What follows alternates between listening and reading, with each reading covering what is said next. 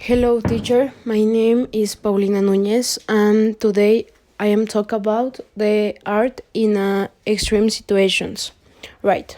Art is a way of expressing your feelings and the concerns that you have in your mind. For some people, painting is a way of letting off the problems and getting out of the real world, opening their imaginations and disconnecting from the environment. Right. Stress situations are conflicts that have occurred over time and that have left many deaths of the road. There are different types of conflict, such as wars and pandemics.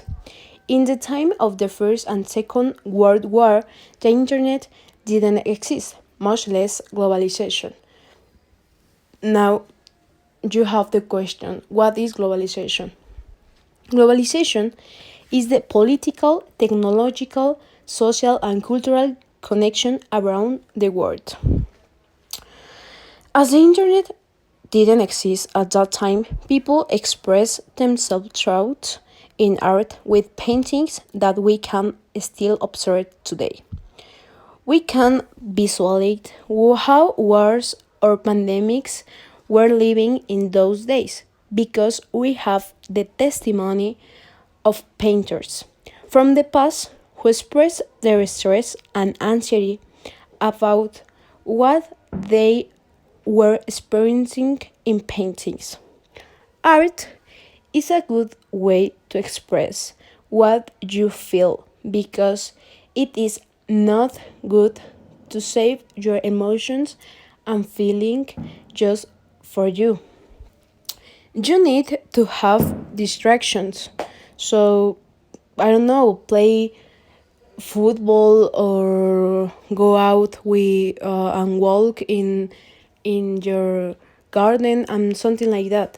If you don't have a space in your house, the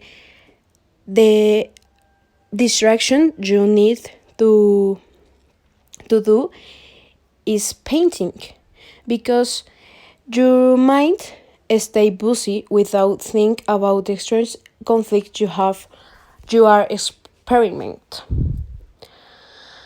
My mom is good for art and she paint all the day for distract for this pandemic. This situation is not usual to life because we now are in a heavy situation to the coronavirus pandemic.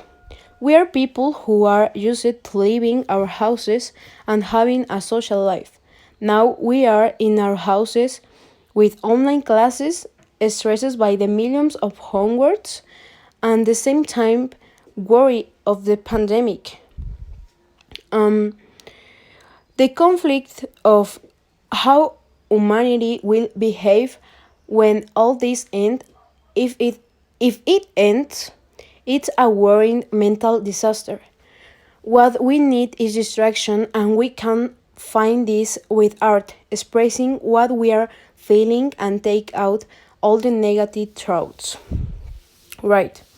Um, in the past of the time, the painters have paintings that now we can still see in the museums of Europe, the majority. Some examples of these paintings in extreme situations are Juan Manuel Blame represents the yellow fever epidemic that took place in January in the city of Buenos Aires, Argentina, and Evan Dunch, the author of the famous painting The Scream.